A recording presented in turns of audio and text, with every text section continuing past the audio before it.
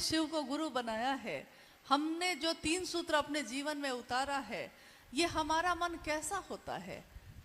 ऐसा होता है जैसा साहब श्री ने आओ चले शिव की ओर में लिखा भी है और शिव चर्चाओं में उन्होंने कहा भी ये कि महादेव की करुणा,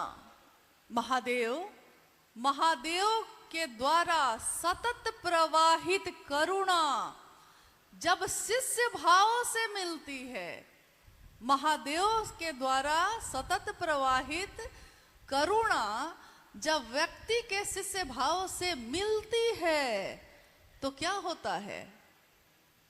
तो वो उसके मन में चिन्मयी उद्वेलन पैदा करती है।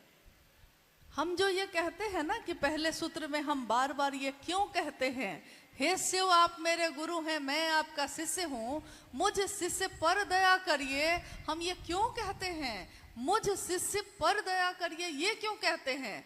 क्योंकि गुरु का भाव तो है ही, लेकिन जैसे ही हमारे दिल में, हमारे मन में ये भाव शिष्य का प्रकट होता है, विचार प्रकट होता है, प्रेम प्रकट होता है, तो ये क्या होता है? ये शिष्य भाव गुरु भाव से मिलता है। और गुरु भाव जो सतत प्रवाहित है, जो लगातार है ही, उसको लाना नहीं पड़ता, वो है ही, लेकिन शिष्य भाव को लाना पड़ता है। तो हम जैसे ही शिष्य भाव लाते हैं, ये हमारे मन में चिन्मयी उद्वेलन पैदा करता है। इसका अर्थ है चिन्मयी मतलब शुभ्र, ज्ञान की रोशनी, एक ऐसी रोशनी जो ज्ञान से रोशन है, जिसमें सब कुछ प्रकाशित है, सब कुछ चित्त में दैदीप्यमान प्रकाशित है, वो ज्ञान की रोशनी। उद्वेलन मतलब आपने देखा होगा कि जैसे कुआं अगर है, पानी से भरा हुआ है, या तालाब है, तालाब होगा इधर, तालाब में आप जब जाइए तो अगर वो तालाब का पानी शांत है और आप उसके किनारे बैठ के उसको देख रहे हैं, शांत है, पानी में कोई हलचल नहीं, पानी की अपनी एक तरंग है, चल रही है, लेकिन आपने बगल से एक पत्थर उठाया है और उस पत्थर को उस शांत पानी में फेंका है, क्या होता है? जैसे ही वो पत्थर पानी में फेंका जाता है, उसमें एक ऐसे देखिएगा कि गोलाई में एक तरंग पैदा होती है। उद्वेलन का अर्थ यही हुआ कि हमारे मन में जो जगत के लिए तरंग है, लेकिन शिव के लिए नहीं है, महादेव के लिए नहीं है, तो जैसे ही हम अपना शिष्य भाव देते हैं, वो गुरु जो मेरे मन को ऑपरेट करते हैं, अब वो गुरु उस मन में ये उद्वेलन पैदा करते हैं, यानी वो तरंगे पैदा होती हैं। आप कहिएगा कि ये तरंग जो पैदा होती है, ये क्या करती है? साहब कहते हैं कि ये जो तरंग पैदा होती है, वो व्यक्ति के मन में पैदा होती है, शिव के लिए पैदा होती है, और जैसे जैसे ये तरंग गहरी होती है, बढ़ती चली जाती है, तो व्यक्ति की चिंतन धारा, यानी उसका चिंतन धारा मतलब हम चिंतन करते हैं ना, हम अपने घर के लिए करते हैं, परिवार के लिए करते हैं, समाज के लिए करते हैं, हम कोई ना कोई चिंतन करते हैं, सबका भला हो, सबका अच्छा हो, कुछ ना कुछ करते हैं, लेकिन इस चिंतन करने में हमारा स्वार्थ होता है, यानी शुरू तो हो मेरे से हो, मिले दया मुझको मिले, सामान मिले मुझको मिले, समृद्धि मिले मुझको मिले, यानी स्वार्थ से भरा हुआ ये सोच जो मेरी है, ये जो चिंतन है, ये क्या है? ये स्वार्थ से भरा हुआ है। लेकिन जब शिष्य भाव गुरु भाव से मिलता है और तब जो उद्वेलन पैदा होता है, वो व्यक्ति के मन को स्वार्थ जनित तटबंधों को तोड़कर, स्वार्थ जनित तटबंध मतलब जैसे अलग अलग बांध बना के हमने पानी इकट्ठा कर रखा है ना, कि सिर्फ पानी मेरे लिए है, ये सारे तटबंध को आपका ही चिंतन, आपका ही मन इन सारे तटबंधों को तोड़ देता है, जो घेरा हुआ है, जो स्वार्थ में डूबा हुआ है। और ये तटबंधों को तोड़कर वो क्या करता है, तो सर्वमय होता है, सबका चिंतन करता है, सबका भला चाहता है, सबके लिए अच्छा करता है। और मन का भैरव, इसकी अगली पंक्ति है कि मन का भैरव दैविक, दैहिक, भौतिक, ये तीनों तरह के जितने भी कष्ट हैं, सारे कष्टों को अपने त्रिशूल से विदीर्ण करता है मन का भैरव। यानी अब हमारा वही मन जो बहुत कमजोर था, छोटी छोटी बातों पे जो रोता था, कोने में बैठ के हम रोते थे, पति ने कुछ कह दिया तो आंखों में आंसू हैं, पड़ोसी ने झगड़ा कर लिया तो बैठ के रो रहे हैं, घर में किसी ने कुछ कह दिया तो रो रहे हैं, परेशान हैं, तनाव में हैं, पागल हुए जा रहे हैं छोटी छोटी बातों पे। और आज बड़ी बड़ी बातें होती हैं, आप अपनी ही कानों से सुनते हैं कि किसी ने आपके लिए क्या क्या ना कह दिया, जबकि आपने नहीं किया है कुछ ऐसा। वो सारी बातें सुनते हैं आप, लेकिन आपके मन पे इन बातों का कोई प्रभाव नहीं। क्यों नहीं है? क्योंकि ये मन जो इतना कमजोर था, उसने शिव की संगति ली है, और शिव की संगति लेने के बाद ये मन अब कैसा है, तो मन का भैरव। भैरव मतलब जिसकी आवाज सुन के भी भय पैदा हो। भैरव शिव का के गण हैं ये। आवाज सुन के भी जिसके भय पैदा हो, आपका ही मन अब मन भैरव है। और वो क्या करता है, जब मन मजबूत होता है तो क्या होता है, दैविक, यानी कोई ऐसा कर्मफल जो हम कहते हैं ना पिछले जन्म से चला आ रहा है। हम कहते हैं कि इस जन्म में तो हमने कुछ ऐसा नहीं किया, तब भी क्यों भोग रहे हैं। तो हम में से कोई कहता है कि लगता है पिछले जन्म में कुछ किया होगा, यानी दैविक, जो ऊपर से ही आरोपित है आप पे, आपको भोगना ही पड़ेगा। दैविक और दैहिक, यानी इस देह का, इस शरीर का कुछ ना कुछ, बीमार हैं, बीमारी हो गई, कुछ ना कुछ हो गई, ठोकर लग गई, चोट लग गई, कुछ ना कुछ हो गया। दैहिक, भौतिक, आर्थिक तंगी हो गई है, नौकरी छूट गई है, जमीन बिक गई है, हाथ में एक रुपया नहीं है, यानी भौतिक। रहने को घर नहीं है, चलने को गाड़ी नहीं है, हर तरह से कष्ट ही कष्ट है आर्थिक रूप से, यानी भौतिक रूप से। लेकिन शिव का शिष्य होकर मन ऐसा भैरव होता है कि वो इन तीनों को, दैविक, दैहिक और भौतिक, तीनों तरह के कष्टों को एक साथ दग्ध करता है, एक साथ विदीर्ण करता है, सीधे उसको फाड़ देता है, खत्म करता है मामला। मन पे उसका असर होना बंद। बीमार है तब भी ठीक, बीमारी ठीक हो जाएगी, नहीं होगी तो क्या करेंगे, अब महादेव यही चाहते हैं। पैसा नहीं है, चलिए कोई बात नहीं है, अब निकल गए हैं, दूर नहीं जाएंगे तो कोई बात नहीं, बगल वाले से बात कर लेंगे, कोई फर्क नहीं पड़ रहा।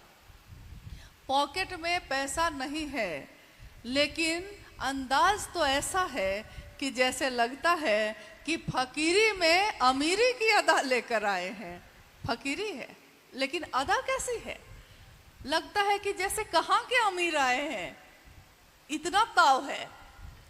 कोई महादेव के लिए कुछ कह दे, उसके घर दोबारा नहीं जाएंगे, नहीं, ऐसा करते हैं ना हम लोग। यानी मन का भैरव अब क्या क्या करवा रहा है आपसे।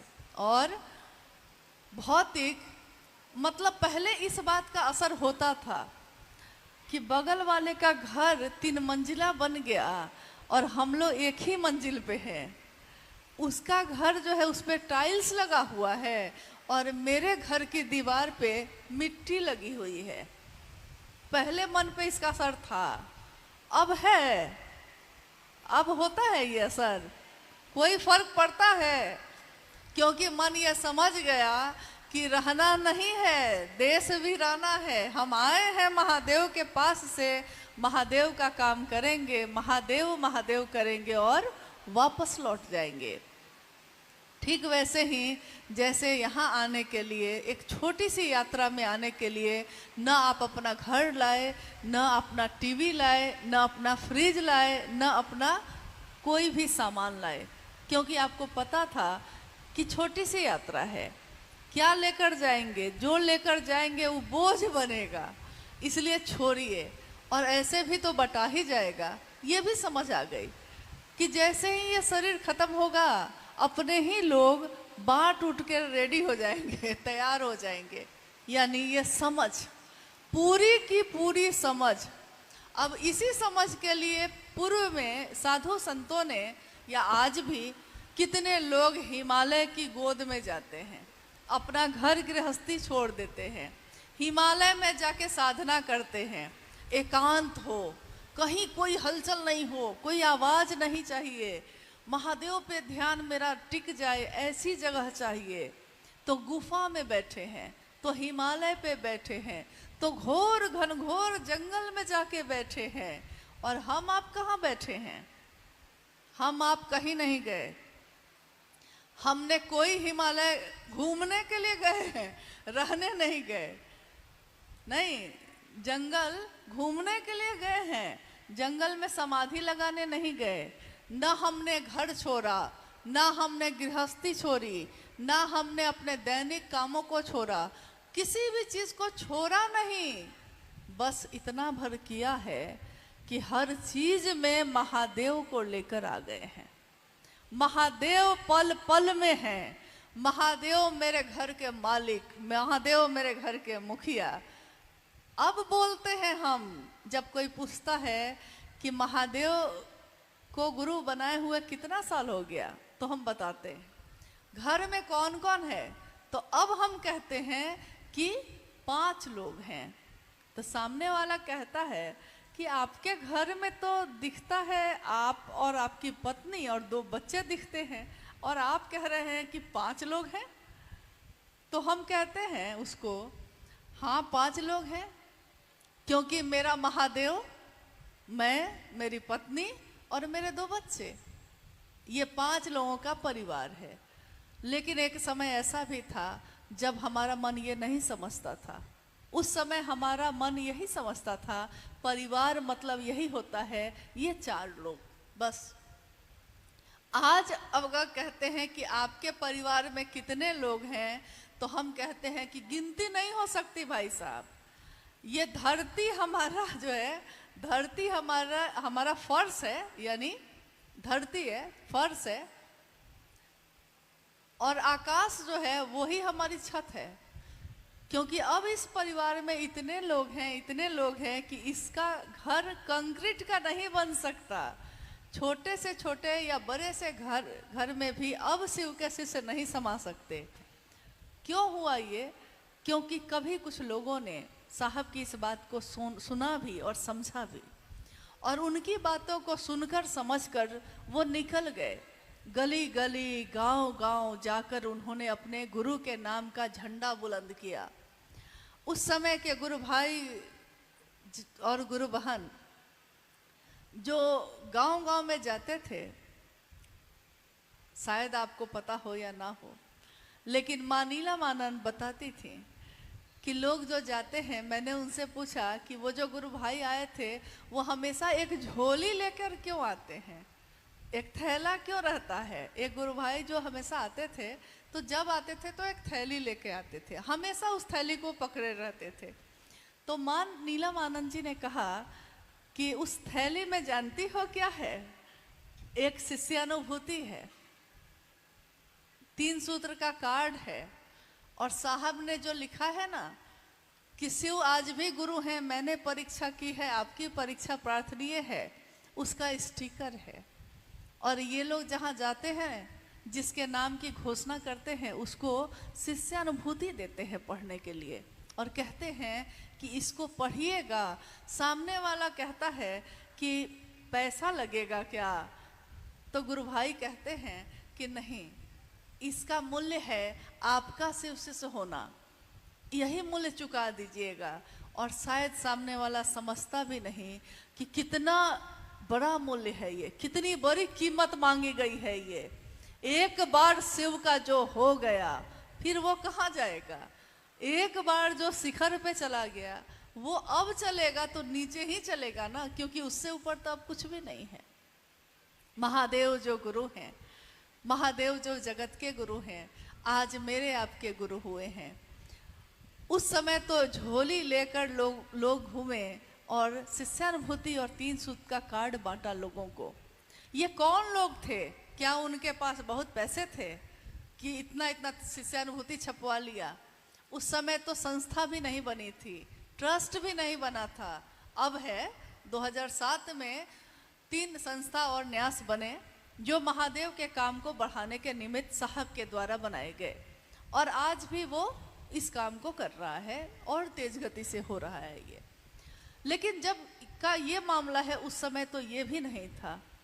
तो आपने कभी सोचा है कि शिष्यानुभूति दी तो गई मुफ्त में, लेकिन छपने में पैसे तो लगे होंगे। एक बार साहब ने कहा कि यार अगर मैंने ये सोचा होता कि पैसे ही कमाने हैं मुझको, तो शिष्यानुभूति की कीमत 10 रुपए रख देता और आज मैं अरबपति होता, क्योंकि इतनी कॉपी इसकी बटी है कि जिसकी कीमत 10 रुपए भी अगर होती तो आज मैं अरबपति होता और आलीशान जगह पे रहता। लेकिन ये मेरी चाहत नहीं, मेरी इच्छा नहीं है। इच्छा होती तो शायद महादेव ऐसा करते, लेकिन महादेव ने ऐसी इच्छा पैदा ही नहीं होने दी। उन्होंने कहा कि बताइए ये छपने में पैसे लगे होंगे कि नहीं? आपने कभी सोचा है कि 1990 के दशक में ये शिष्यानुभूति छापी गई, उस समय किन लोगों के पैसे से ये छापी जाती थी?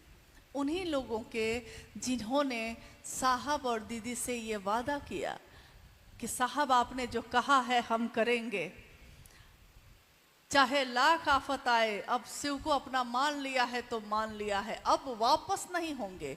ये रास्ता एक ऐसा रास्ता है जिस पे आगे बढ़ने का रास्ता है, ये वापसी का कोई रास्ता नहीं। एक बार प्रेम के रास्ते चले गए उसका कोई तल नहीं है, वो अतल गहराई है उसकी, समाहित ही होता रहता है हमारा मन, वो वापस नहीं आएगा।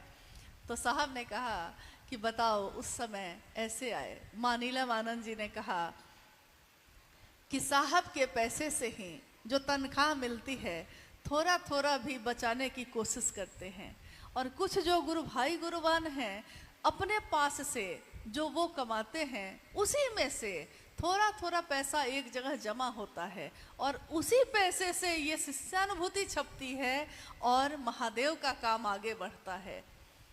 सोचिए, पैसे तो लगे थे उसमें, लेकिन सामने पैसा नहीं रखा गया, सामने रखा गया आपका शिवसी से हो जाना। इसकी कीमत है, और इस कीमत को लोगों ने चुकाया शिवसी से बनकर उस रास्ते पे चल के। तभी आज शिवशिष्यता इतनी ज़्यादा है, करोड़ों की संख्या जिसमें है और गिनती जिसकी नहीं हो सकती, वैसा कारवां आज बन गया है। महादेव की असीम दया से हम सभी उस रास्ते पे चल रहे हैं। आज झारखंड के जंगलों में जहां आप जाते हैं, क्या हमारे कंधे पे है वो झोली? आप में से कितने लोगों के पास शिष्यानुभूति है? कभी आपने पढ़ा? अपने साहब की अनुभूति को कभी पढ़ा है, दूसरों को सुनाया है? क्या अपने साहब के इस दर्द को बांटा लोगों में?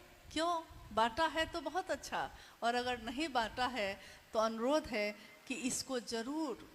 नहीं पढ़ने आता है तो कोई बात नहीं, मेरे आंखों के सामने की यह घटना है। कितने लोग ऐसे आए जिन्होंने साहब और दीदी से यह कहा कि हमको पढ़ने नहीं आता दीदी, हम क्या पढ़ेंगे, हम तो अनपढ़ हैं। माँ नीलम आनंद जी ने कहा कि अक्षर नहीं आता है तो कोई बात नहीं, साहब की अनुभूति है ना, इसको अपने तकिया के नीचे रख के सो जाना। साहब ने कहा शिव को गुरु मान लिया है ना तुमने, चादर ओढ़ कर सो जाना। लेकिन वो महादेव तुमको सोने नहीं देगा, वो महादेव तुमको चैन से अब रहने नहीं देगा, क्योंकि तुम्हारे अंदर वो जग गया है।